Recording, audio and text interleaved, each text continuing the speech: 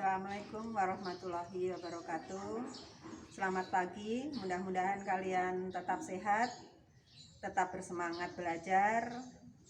Pada pagi hari ini Ibu akan menunjukkan pada video ini istilah-istilah dan contohnya dari beberapa tanaman yang akan kita pelajari cara reproduksinya, yaitu tanaman Angiospermae, Gymnospermae, kemudian Pteridophyta dan Bryophyta ya. Kita cepat aja supaya videonya nggak lama-lama. Kita perhatikan di sini. Angiospermae itu adalah tanaman biji tertutup ya. Contohnya banyak nih. Ada mangga, ada jambu biji. Ya, ada jambu biji, kamu liatin ya. Ada jambu biji. Nah, ya, ada jambu biji, ada tomat. Nah, ada tomat. Wah, bijinya nggak kelihatan. Nah, ada tomat, ada jambu. Nah, ini adalah semua tanaman yang disebut kelompok Angiospermae. Angiospermae artinya tumbuhan yang bijinya tertutup. Bijinya tertutup oleh buah, oleh daging buah. Nih, mangga bijinya tertutup daging buah. Disebut daging buah karena dia berfungsi sebagai buah yang kita makan sehari-hari. Biji tomat juga tertutup daging buah. Kuku saya hitam banget ini. Kena itu. Terus jambu juga Angiospermae ya, karena bijinya tertutup daging buah. Jambu biji tertutup daging buah. Inilah kelompok Angiospermae ya. Bunganya dia bunga sempurna. Pada tanaman Angiospermae mempunyai bunga yang menarik. Jadi dia mempunyai putik, mempunyai kepala putik. Ini ada kepala putiknya jelas ya. Ini benang sari sebagai penghasil sperma. Sebagai alat reproduksi jantan adalah benang sari. Ini lebih jelas lagi ya. Ini adalah benang sari atau kantong sari sebagai alat reproduksi jantan pada tanaman. Ini putiknya ya. Ini adalah kepala putik sebagai alat reproduksi betina. Kepala putik nanti berhubungan dengan yang di bawahnya. Ini ya. Dari kepala putik ini nanti terus menuju saluran di bawah yang di dasar bunga nih di sini. Ya. Ini yang putih ini adalah bakal buah. Yang berongga ini adalah bakal biji. Nanti kita lihat di bukunya ya. Pada Angiospermae mempunyai bunga-bunga yang menarik. Berikutnya adalah Gymnospermae. Gymnospermae adalah tumbuhan biji terbuka. Nih ya, contohnya pada pakis aji, biji-bijinya tidak dilindungi oleh buah. Ini buahnya nih. Tidak melindungi bijinya. Bijinya ada di luar, ya. Contoh berikutnya adalah melinjuk. Melinjuk juga begitu, termasuk Gymnospermae. Biji-bijinya tidak punya buah. Kamu nggak pernah makan buah melinjuk kan? Langsung kulit biji, langsung biji, ya kan? Nggak ada buahnya.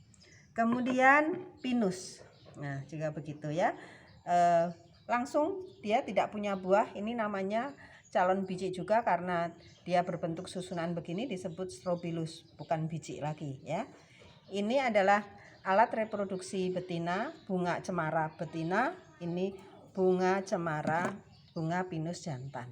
Ini bunga jantannya seperti ini ya, tuh ya, seperti ini. Beda ya, ada di ujung setiap pucuk tanaman. Tuh, Gymnospermae ya, contohnya ini. Ada pinus, ada pakis aji, ada melinjuk. Berikutnya tanaman Pteridophyta. Kelompok tanaman Pteridophyta sehari-hari yang disebut suplir atau paku. Ini tanaman suplir liar yang ada di sembarang tempat ya. Nah, disebut Pteridophyta karena mempunyai daun yang selalu berpasang-pasangan seperti ini, seperti sayap. Pteri itu sayap ya, tipis. Nah, seperti ini. Ciri-ciri dari Pteridophyta salah satunya dari selain daunnya berpasangan-pasangan seperti ini, pada daun mudanya selalu menggulung. Jadi kalau ada daun mudanya selalu menggulung seperti ini, berarti kelompok dari Pteridophyta. Kemudian tangkai daunnya berbulu. Ya, berbulu nih, selalu berbulu semua. Ya, seperti ini. Tanaman Pteridophyta yang kamu lihat ini adalah bentuk tanaman pada saat dia menghasilkan spora. Nih, sporanya ada di baliknya daun ini. Nah, kita lihat ya. Nah, kebetulan nggak jelas ini sporanya belum tumbuh. Mana ya aslinya? Belum tumbuh ya. Nah, nanti kita cari lagi ya. Jadi sporanya nanti di sini kalau tumbuhan ini sudah dewasa, sudah tua. Tanaman paku yang kamu lihat sehari-hari ini kelihatan bentuknya seperti ini, itu adalah fase sporofit. Karena daun-daun ini nanti menghasilkan spora. Jadi fase menghasilkan spora disebut fase sporofit. Jadi paku tanaman suplir ini yang kita lihat jelas seperti ini adalah fase atau tahap sporofit. Ya, nanti akan tahu apa sih itu. Terakhir, Bryophyta, kelompok tanaman lumut. Bryophyta, ya, lumut nih. Ya, ini adalah lumut. Warnanya apa? Hijau, ya, seperti ini. Nah, kebalikannya tanaman lumut yang kita lihat sehari-hari, bisa kita lihat sehari-hari ini adalah tanaman lumut fase gametofit, bukan ini kalau ini sporofit ya, karena tanaman ini menghasilkan spora. Kalau pada lumut, pada saat bentuknya dia seperti ini, dia nanti menghasilkan gamet, menghasilkan ovum dan sperma. Maka disebut tanaman lumut yang kita lihat sehari-hari, yang kelihatan sehari-hari seperti ini adalah fase gametofit. Oke. Kemudian kita lihat di sini ada beberapa tanaman yang tidak memanfaatkan bunganya sebagai alat reproduksi. Dia cenderung vegetatif. Vegetatif alami bisa, vegetatif buatan bisa gitu ya. Buatan bisa ya kita dengan memotong akar ini nih. Jahe, lengkuas, kunyit, kencur, kentang, mata-matanya ini akan calon individu baru. Bengkuang, tuh lihat. Bengkoang ini akan membentuk individu baru. Secara alami dia seperti ini. Dia tumbuh dari batang yang tersisa dari buah umbinya. Ini bengkoang ini ya. Mungkin kamu baru tahu seperti ini.